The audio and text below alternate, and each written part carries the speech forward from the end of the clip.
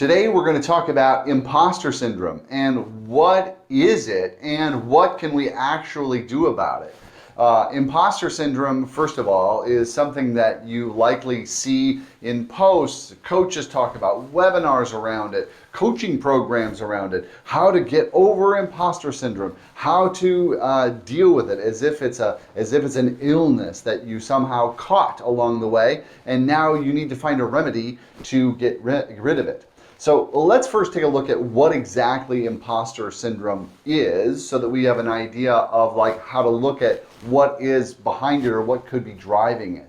So imposter syndrome is a name for an experience, a way that we experience ourselves. And we usually have this experience of ourselves when we're entering into a new situation, and often as an entrepreneur or a consultant or somebody where we are selling our expertise and someone is going to pay us to solve a problem or fulfill a need.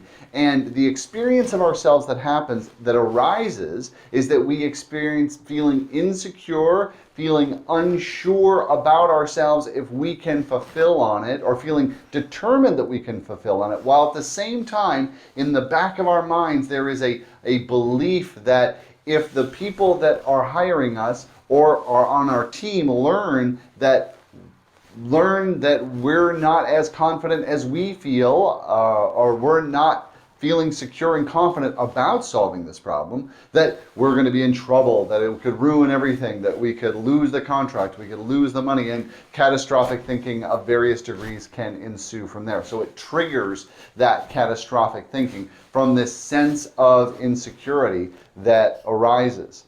And so it's not an illness, it's something that is really naturally occurring with us, especially if we're going to the edges, say our learning edges. We're going out of our comfort zone, which could be working on a new project where we're applying really solid skills and knowledge that we have to something new. We can feel insecure about that entering into that situation. So now we know what it is. So what? How do I make it go away? We want it just to go away. We just want to be confident and comfortable. So first of all, the first rule in business and being in business for yourself and selling yourself is to get comfortable with being uncomfortable. There's going to be lots and lots of times as you play in this game of selling your services and selling what you do and your expertise, where you are going to feel uncomfortable. And so just starting to learn how to be with that is a first way to start to ebb and edge away at that influence of the imposter syndrome. The other thing to consider is that if you have gone from a position where you worked in a company and held a position within an organization to now being someone who is independent and going out to organizations or to individuals and providing your service, then you lose something in that process. And what you lose is agreement amongst a group of people as to who you are, the authority you have, and the expertise that you have. You see, when you operate inside of an organization or on a team and you have a title, there is agreement that's made about that title, about the expertise that you have to hold that title, and what you do, and that helps generate you. Other people are generating us all the time. Think about family members. Who do they generate you to be? How are you showing up or not showing up in ways that are congruent to how they generate or expect you to? So now when you eliminate that organization of people and you're just on your own, going out saying, I'm a communication coach. That's what I would say. I'm a communication coach and I can assist you and support you in having confident, adaptive conversations so that you can enroll more clients, and I am confident in what I have done and put together to be able to achieve these results and have achieved those results. And I'm feeling really good about that. To be able to do that with confidence without everyone around really takes some real self-work, because you're starting to generate yourself from right here. You're generating you. You're not relying on the group to generate you. And now this is something that is new for you, likely outside of groups.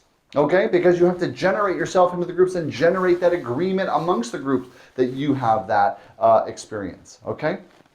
So that is one thing that does activate imposter syndrome, and to get it worked up, that aspect of yourself to be quite noisy and doubting in and around that area. Another aspect to look at is something that I picked up from my research into communication from Dr. Mario Martinez from the Mind Body Code, as he identified that there, especially in our American culture, that a lack of worthiness is endemic, like a natural lack of worthiness. And this is distinct from how good you feel about yourself or how confident, things like the general feeling. It is something that's separate from that just overall feeling that can shift and move from day to day. I've also heard this spoken by spiritual teachers and a whole spectrum of observers that have been observing this general lack of worthiness that we all carry. And so something that will make a profound impact on reducing the influence of that imposter syndrome voice or that belief that comes up and wants to make us believe that we should be insecure or nervous about what we know and what we know we can do, is to look at three key areas. And in Dr. Mario Martinez's work as a socio-immunologist, that there are three key areas to look at to increase your worthiness. And what I've found working with clients is when we increase worthiness, then so too does the influence of that imposter syndrome start to ebb or decline. So we're going to cover three areas that you should look at increasing and expanding to expand your worthiness, right? Which will self-esteem is a measure of worthiness. It expands worthiness. So the first one is in the area of valuation. And valuation means how much you value yourself. So this lives in your self-care routine. You've heard of the morning miracle. There was an author that wrote a book about how he recovered and then had this elaborate morning routine that got himself generated and established for the day. His mind, body, spirit, the whole works, right? Doing like meditation or yoga routine and having certain drinks or hydrating, things like that, things that contribute to your physical overall well-being for the only purposes of you are absolutely worth it. Taking care of you first and your constitution before you start expending energy to take care of other people, and making that a non-negotiable and expanding that so that you and your life and your contribution is valuable and needs to be nurtured and cared for. So expanding that area of your life can make a difference. The other one is in the area of competence. Competence now we often think of that as like professional competence, like, well, I'm going to get more certifications or more training or I'm going to do more practice. But this also is in the area of your relationships and your family, just overall competence. Competence as a parent, as a partner, as a professional, all those things. So looking at where can you increase your competence? Because when you feel more competent, when you have more skill, then so too your worthiness expands and grows, lessening the influence of that imposter syndrome. And the third and final area to really look at is the area of affiliation. The area of affiliation. So that's who you have around you. So if you have really big goals and you're a real achiever, a real driver, if you surround yourself with people that aren't motivated, they don't really want to do much, they're just getting by, they like to watch a lot of TV, there's nothing wrong with living a life that way. It's just not a match for what you're doing, and that affiliation won't necessarily help you further what you want to do or expand what you want. They're going to encourage you to take a rest, take a break, don't work so hard, instead of seeing what you're trying to achieve and cheer you on. So you really want to really examine who you affiliate yourself with, and think about who do you want you to affiliate yourself with, and have your affiliations be a reflection of who you want to be, how you want to show up in the world. Affiliate yourself with people that you would like to show up as in the way that they show up, so that they can encourage that and influence you in those positive ways. And working in the area of those three things over time will definitely make a big difference in the aspect of helping to support reducing the influence of that imposter voice, or that that comes up and has you feel insecure in various situations for yourself professionally.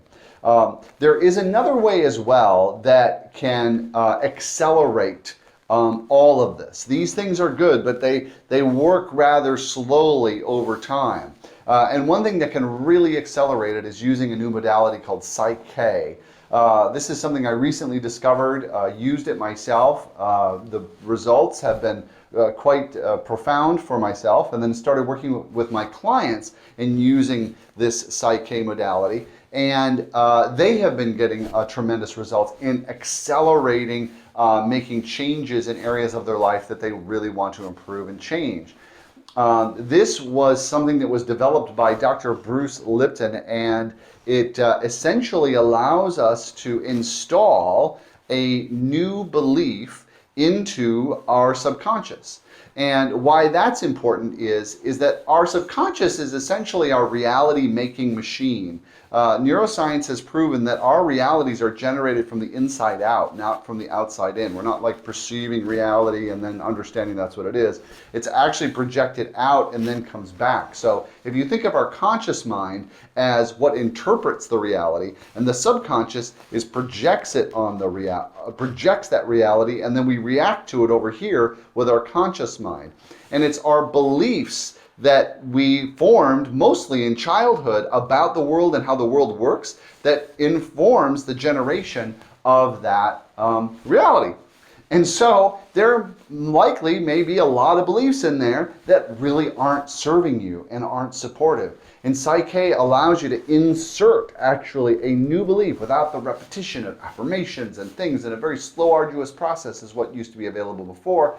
And that actually then can start to shift your reality. In other words, your experience and how you experience reality, the options that you see that are available to you all get influenced by the belief system that the subconscious is working on. And from there, it's really then, when a new belief is in there, then it's about doing integration work so that you can start pulling apart the old programs that ran around the old beliefs, those mental programs that run. So those are some ways that you can address imposter syndrome if that is something that you experience, something that is a challenge for you and is difficult for you. If you'd like more information on any of those in the areas that Dr. Mario Martinez identified, coaching around that, or even to see if Psych-K might be a solution for you, feel free to reach out to me. I'm happy to provide you more in those areas. So that's it for Imposter Syndrome for today. I'm Jason Jones with the Coaching Hour, and we'll be sharing more with you later.